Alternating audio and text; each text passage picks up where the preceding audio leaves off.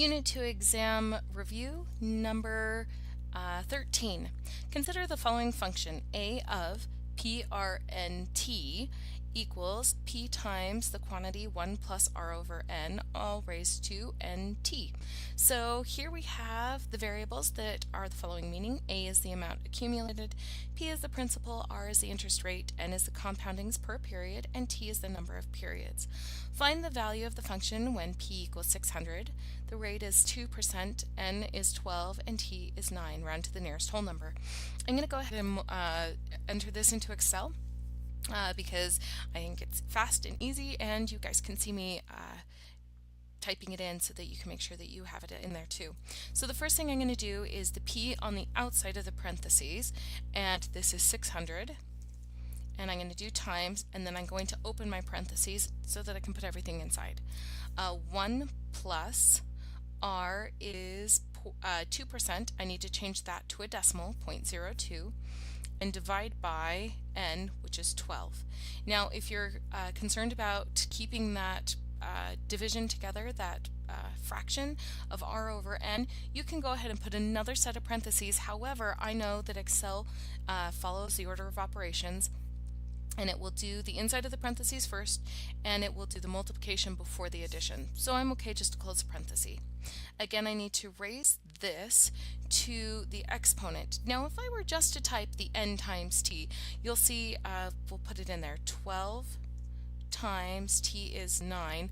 This is telling Excel that I'm only raising this to the 12, and then I'm going to multiply everything by 9. I need to make sure that it gets all of that in the exponent.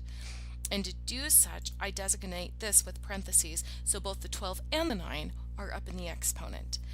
Double checking, I have all my multiplication, division, addition, parentheses, so I can go ahead and press enter. And it says round to the nearest whole number. Rounding this rounds down to 718, which is right here. Now, if you were to, I wonder if they, just out of curiosity, if they this is one of their answers. They did, just to try to trick you up. Make sure you get that parentheses around.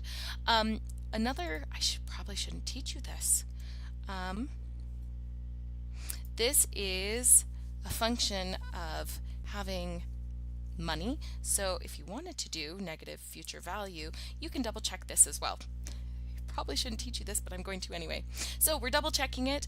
Some of you probably already caught on, so I'm not teaching you anything, right? Okay, so 0.02 divided by 12, comma, number of periods they told us is 12, comma, 12 times 9, because we have time is 9 times 9, and you'll notice those are both inside those commas. That's kind of like putting it in the parentheses so that the 12 and the 9 are together. The payment, we don't have a payment, right? We just have principal. Yep, so payment is 0. The present value, we started with $600, and we're good to go. There we go, 718. So you have another way of doing that just to double check yourself, especially on the exam. But the whole point of this was to do an input and output, so I hope you were okay with this one, considering that it might be slightly different on the exam. But for this question, there's always another way to find it.